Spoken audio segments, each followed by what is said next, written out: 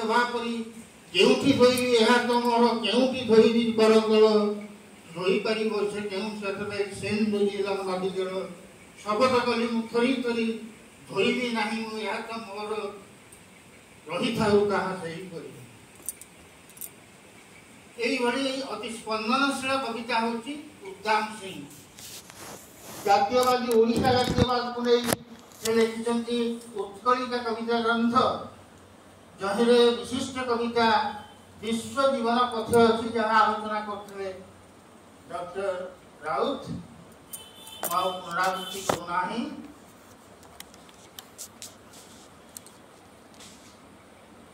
তারপরে আসুଛନ୍ତି আমার সবুজ যুগর কবি মানে। সবুজ যুগরে রবীন্দ্রনাথଙ୍କର প্রভাব পড়িলা তাকে সমসাময়িক কেତେକ কবি মানসিংহ পরি কবি বিরোধ করଥିଲେ যে সবুজ কাব্যতীর্থর সমস্ত দল রবি তীর্থর সংগৃহীত। রবীন্দ্রনাথଙ୍କ প্রেরণায় ସେମାନେ কবিতা লিখিଥିଲେ কিন্তু ସେମାନଙ୍କ কবিতাରେ ସ୍ୱାତନ୍ତ୍ର୍ୟ ନଥିଲା। ସେମାନେ ବହୁତ ବେଶୀ ପ୍ରଭାବିତ ଥିଲେ। ତେଣୁ ମାନସିକ ଏକ ପ୍ରବନ୍ଧ ଲେଖିଥିଲେ ପରଧର୍ମ ବୋଲି। ଓଡ଼ିଆ ସାଧବ ଝିଅ ନଈ ପାଣିରେ ଗାଧୋଇଲା ବେଳେ ତାର 12 ହାତ ଲମ୍ବ କେଶ ନଈ ପାଣିରେ ଭାସି ଯାଉଛି। କବିମାନେ ତାକୁ ଦେଖିପାରୁନାହାନ୍ତି। ସେମାନେ ଆମକୁ ଗୋଲାପ ପରି ଆସମାନ ପରିର କଥା କହୁଛନ୍ତି। ଅନରା ଶଙ୍କର ରାୟ ପରିମଳ କବିତା ଲେଖିଥିଲେ। ସେ ଯେଉଁ ପରିମାନଙ୍କ କଥା କହିଲେ ତା ସହିତ ଓଡ଼ିଆ ମାଟିର କୌଣସି ସମ୍ପର୍କ ନାହିଁ।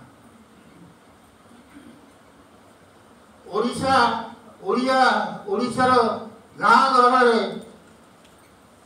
କେତେ ଗଙ୍ଗଶିଉଳି ଫୁଲ ଫୁଟି ଝରି ଯାଉଛି। କବିମାନେ ତାର ହିସାବ ରଖିପାରୁନାହାନ୍ତି। ସେମାନେ ଆମକୁ ହାସନା ହେନା ବେଲଫୁଲର କଥା କହୁଛନ୍ତି। ये मानसिंह ये विरोध जमी ठीक से राधामोहन गणनायक सबुज कवि को विरोध करते।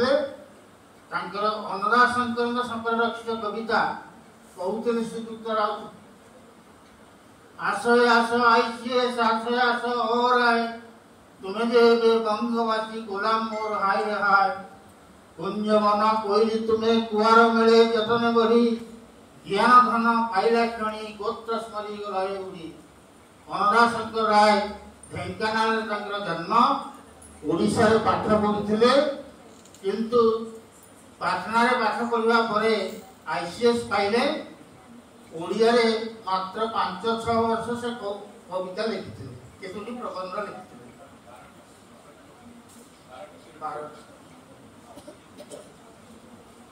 କିନ୍ତୁ ଆଇସିଏସ୍ ପାଇଲା ପରେ ସେ ଆଉ ଓଡ଼ିଶାରେ ରହିଲେ ନାହିଁ। ତାଙ୍କ ନିଜ ଜନ୍ମଭୂମି ବଙ୍ଗଳାକୁ ଚାଲିଗଲେ। ସତେ ଯେମିତି ଓଡ଼ିଶା ହେଉଛି କୁଆର ବସା, ସେଇଠି କୋଇଲି ଡିମ୍ବ ଦେଇଥା।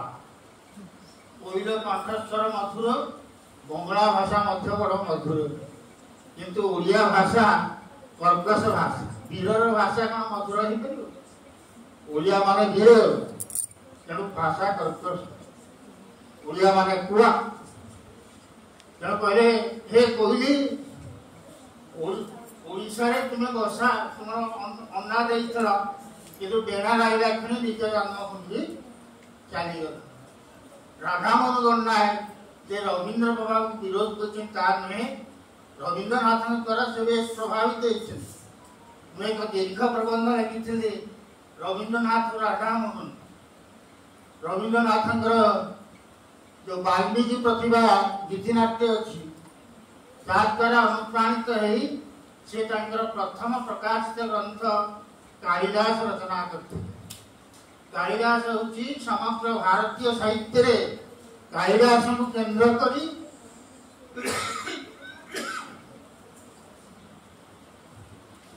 प्रथम रस सृष्टि। कालिदास जीवन को नहीं कहीं एवं नाट्य ग्रंथ आगे लिखि नथिले।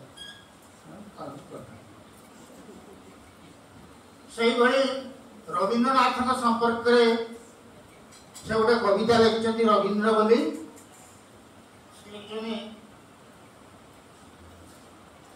काव्यश्रीर इंद्रजाप आहे रवि आहे इंद्र तुम्हें काव्यश्री इंद्रचाप सूर्यछ मरमर्त्य भूमि रवींद्र दुईटी शब्दर समाहार रवि एवं इंद्र रवींद्रनाथ होचंती एकाधार रवि एवं इंद्र सूर्य जमिति समस्त जल शोषण करिने पृथ्वी एवं इंद्र जभଳି जल को पृथ्वी को फेरई दियंती ठीक से भली रवींद्रनाथ बहु भाव को आत्मसात करी सूर्य भली आत्मसात करी इंद्र भाव रे पुणी कविता रूप रे पृथ्वी को फेरई देछन सेहि पासे रवींद्र महाकवि इंद्रधनु सृष्टि करछन कविता रे इंद्रधनु हमर आधामन गन्नाए क्षुद्र परिसर रे हेउ पछते ए रवींद्रनाथन परि कवि से एकाधार रे रवि एवं इंद्र केते अध्ययन तांकर राति राति अध्ययन करछन्ति समग्र विश्व साहित्य को एवं कहिरु जहा पाइछन्ति सूर्य रूपे आहरण करछन्ति ताकु इंद्र रूपे तांक कविता रे प्रकाश ये होछि तांकर महत्व से मध्य राधामन मध्य जन रवींद्र जेमिति कालिदास काव्यनाटिका लिखिछन्ति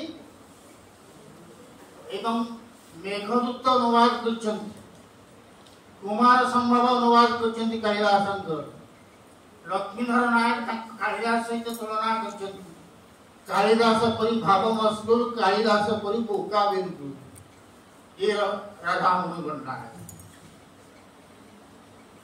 छंद कथा कहउथले श्रीयुक्त मिश्र राधामोहन गन्ना छंद कवि ओडिया रे बहु कवि अछंती एवं समाने छंदर सुंदर प्रयोग करछन्ति किंतु कौनसी कवि को छंद कवि कहा जाए नाही एकमात्र राधामोहन गन्ना की ओडिया साहित्य रे छंद कवि भाव रे परिचित छंद साधक कवि छंद दुरंधर सेहि पई तांकर बंधु परम बंधु माधर मान सिंह बेले बेले तांको थट्टा करती उग्र छंद वीर उग्र छंद वीर ओडिशा रे छंद वीर सचिराउतराय कहछन्ति तांको छंद एते निखुण जे तांको साहित्यिकଙ୍କ भितरे गाणितिक एवं गाणितिकଙ୍କ भितरे साहित्यिक बोली कहबाक इच्छा कारण गाणितिक काहेकि ना अक्षर गणिब हस्तरे तेबे से लेखिबो पतरे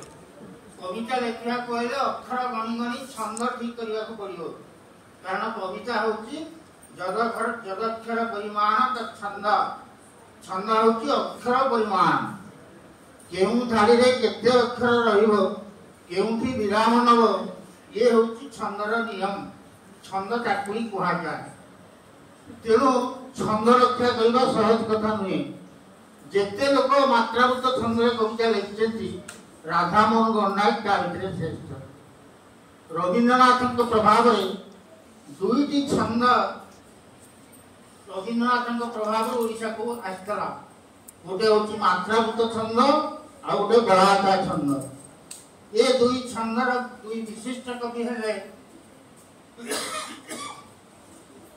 मात्राभूत छंदर कवि राधामोहन गन्ना एवं गलाका छंदर कवि सचिराउत बाजीराउत रे जो छंद अछि